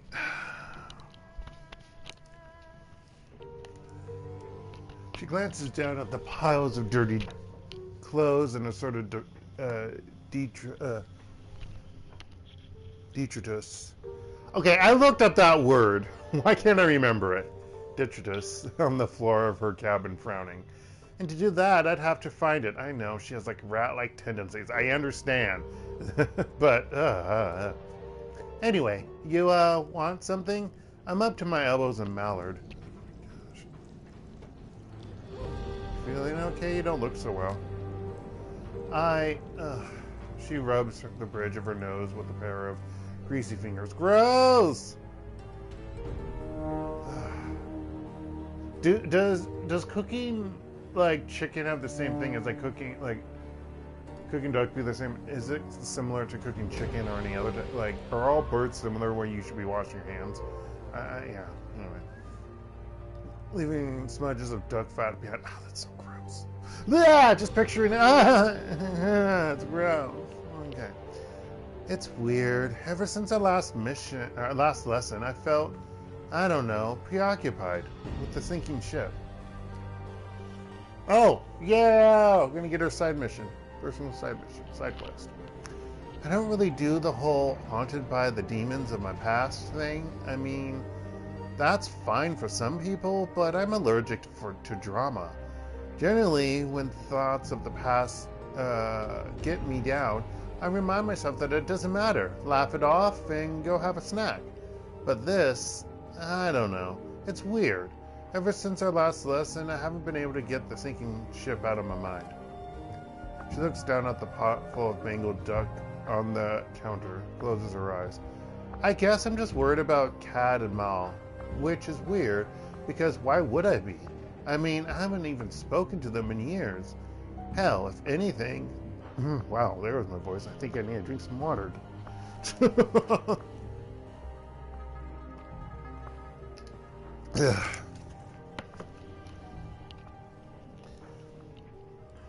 Hell, if anything, they should be worried about me. I'm the one who gets shot at for a living. Maybe we should go check it out. The sinking ship isn't far, is it? No, I don't want to do that. At least, not without a good reason. It'd be awkward, and I'm sure that it's nothing anyway. Actually, check that. I know what this is. It's my own personal version of the same thing that we're all feeling. The psychic sewage that's being dredged up in all of us by whatever's happening in the walled city. I'm sure that you've had some flashes. I said flashes for some weird reason. Flashes of memory from the barrens and your bad dreams, right? Images from your past come back to haunt you. But you aren't going to drop everything and go running back there because that would be dumb. And also I can't do that. So tell me, why should I? Because the sinking ship is like 15 minutes from here. It couldn't hurt to check. The top one. Look, I don't want to go back there if I don't have to. If thinking about the place is enough to mess with me like this, I don't want to know what being there will be. But I'll tell you what, I'll drop Lavina a line just to check in. Make sure that this is a me problem and not a them problem. And if there is something going on, I promise, you'll be the first to know. Alright, Gilbert, that's the way you want to play it. It is. Now, was there anything else that you wanted, or can I go back to my duck? Any thoughts about the last run? You didn't bring me on the last run, so no, I don't have much to say. Nice to have a night off, I guess. What's this one? Is that anything? She told me that you were... Okay, yeah. Oh, yeah, well, sure, then ask where. She told me that you led her out of the walled city when you were kids. Care to fill in the details on that? Yeah, I guess I'm not surprised. Iz has never been big on padding a story with unnecessary details. Want to tell me your side of the story? Seems that I've got a vested interest in the walled city these days. Yeah, sure. Why not? I'll share. She taps her chin thoughtfully. To start, I guess that you're going to need to know what the walled city was like when me and Iz were kids. So she didn't tell you anything about that, did she? No, she didn't say much other than that you'd saved her. She wasn't big on volunteer on this information. She dropped some hints, but I'd like to hear your take on the place. Well, for starters, you should probably know that the walled city wasn't always as bad as it is now. It was always dangerous, but 10 years ago it was just a run-of-the-mill slum. Still safe enough that walking in didn't qualify as a suicide attempt.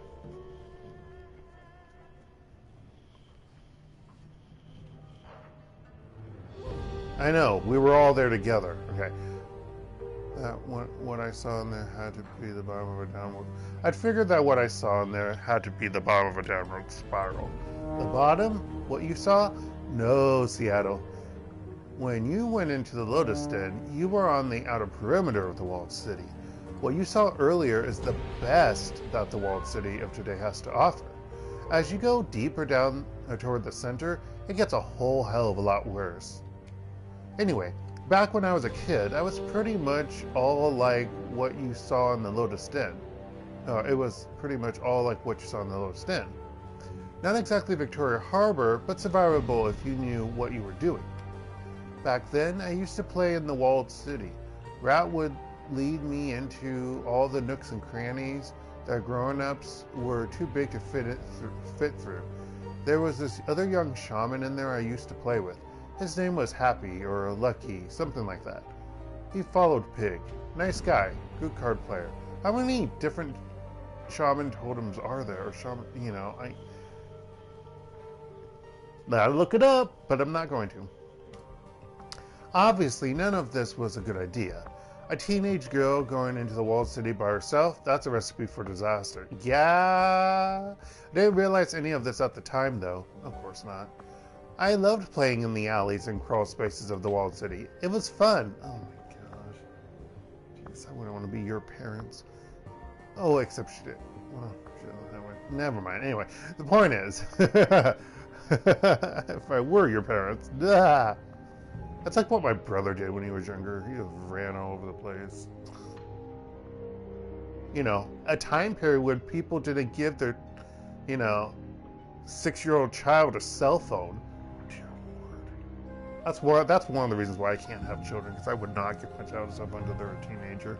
You have a part-time job? Good. Here's a phone. I I just can't. No. F that noise. There's other things to entertain you with. Books, portable gaming devices. Fuck that. I'm not giving you a phone. All the other things are much cheaper than a fucking phone with a phone plan and who knows what you could do with it. Shit. Damage your eyes more faster. Anyway. Yeah, but anyway, I digress.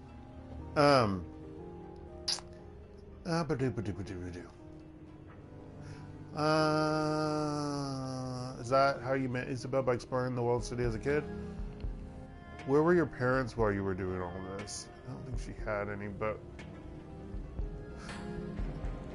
Excuse me, I did stuff like that myself in the Barrens. When you're a street kid, you make your own fun. Yeah, kind of makes you shudder when you look back on it, huh? It's like, where were those kids' parents? But then, most street kids, that's a question that's best left unanswered. Now, with Isabel, it was a little different. She wasn't a street kid, not technically. She had parents who loved her. They just couldn't keep her safe, because in the walled city, there's no such thing. There have to be some safe places in the walled city. How bad was it for her? Bad. Could have been a lot worse, of course. Her family could have been living deeper inside the wall toward the center. From what I've heard, that's hell on earth. But Isabel and her family had it bad enough. They were in the Mansion District. Mansion District. Sounds nice, right? But it really isn't. Imagine a sort of that second A should not be there. Imagine a sort of holding pen for refugees from the Middle East and Africa. Basically anyone who is an Asian, European, or goblinoid. Now, cram it full to twice its normal capacity and make sure that nobody living there can afford a loaf of bread.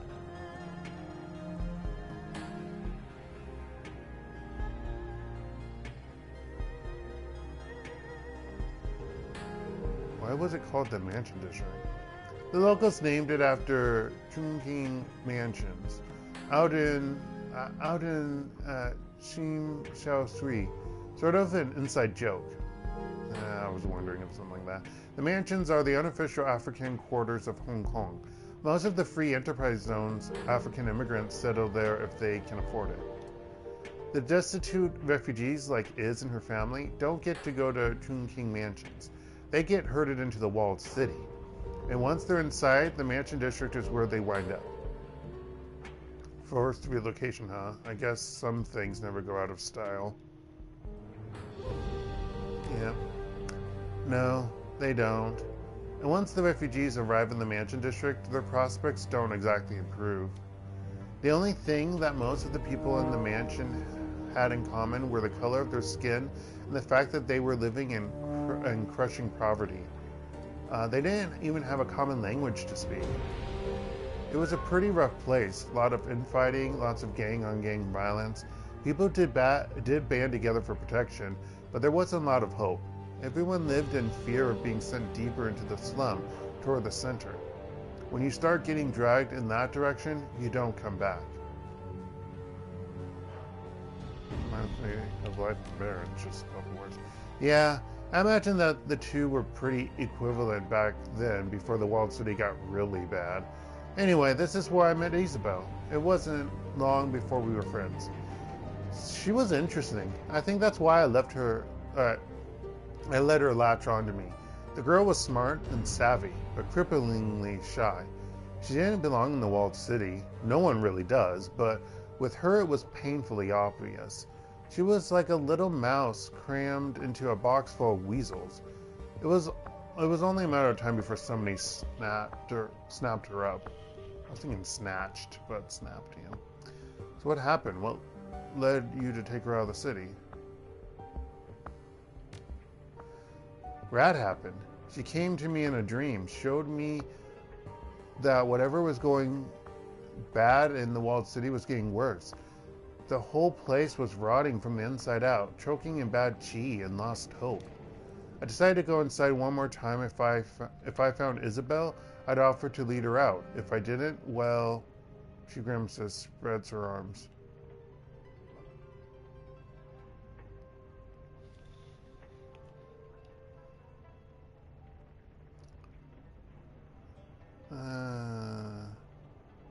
I get it. You don't have to explain yourself to me. Thanks. It isn't pleasant to think about, especially considering what a shithole the walled city is now. The truth of the matter is, if I hadn't pulled Isabel out of there, she'd probably be dead by now. I get it. Someone did the same for me and Duncan once. And now we have a crisis of thought about that individual. But, you know, whatever. She nods. Yeah, I knew that you'd get it. And I did bump into her. And she did follow me. And Rat got us both out safe. So there you have it.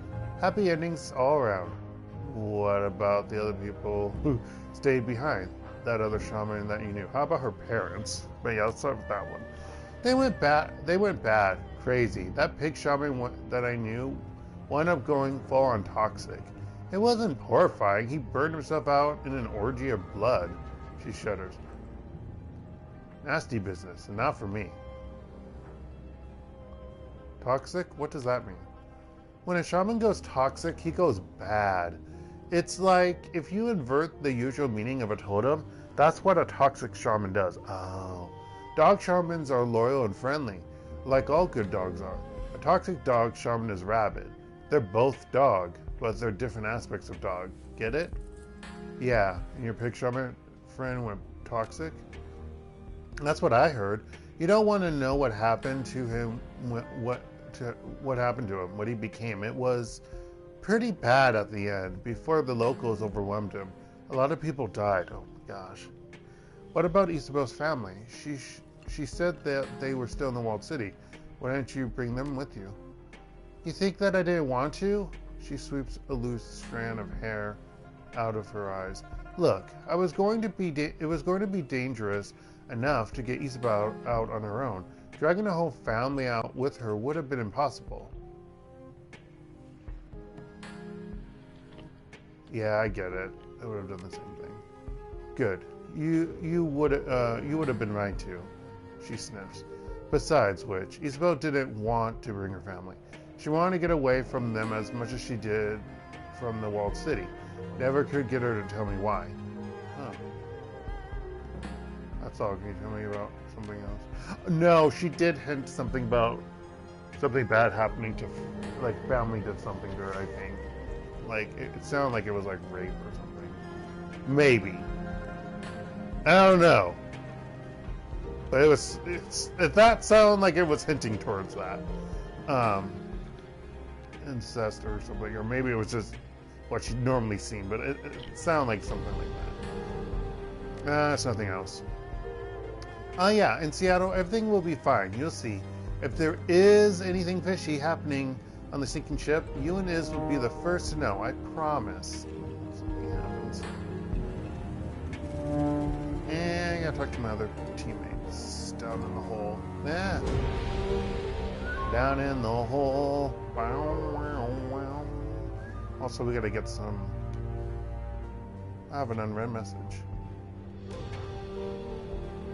Problem solved. Okay. I see that you solved the problem. Kindly will be pleased. Shake my bow.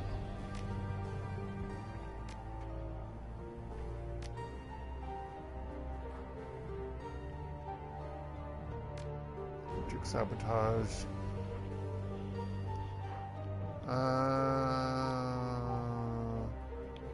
Whooshing. Okay, but it's time for whooshing to look right now. So we mess shit up. The garden is to be ransacked, utterly destroy. Geomancers. Every other gland would be magic. You should have an energy to take the run. Good. Contact me when you're finished the job, and I'll send you your cut of the payment.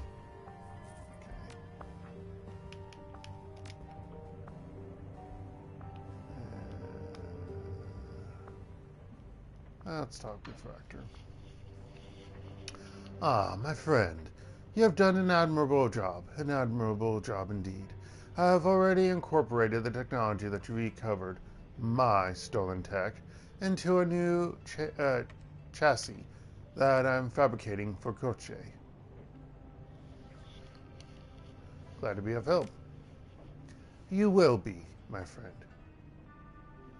He tips his cigarette. A cone of burning timbers tumbles to the ground. Very glad. Very glad indeed. The next time we take to the field, you can expect to find Koche's combat effectiveness considerably improved. He has become truly deathless, just as his namesake was in the legends. When he takes damage, he will mend himself before your eyes. So he has auto heal, auto regen. That's amazing! Sounds incredible. Can't wait to see it in action. Nor can I, my friend. He turns back to the whirring machine that fills his shop, watching their progress with hunger in his eyes. Nor can I. It sounds so creepy. Actor shop is alive with motion, wall-mounted tools, hammer, and spark, each play to its own rhythm. The cacophony reverberates in the middle confines of the comforted engine room, attacking your ears as the light of acetylene directions, at least 8 to a foot. Wow! What? How do you hide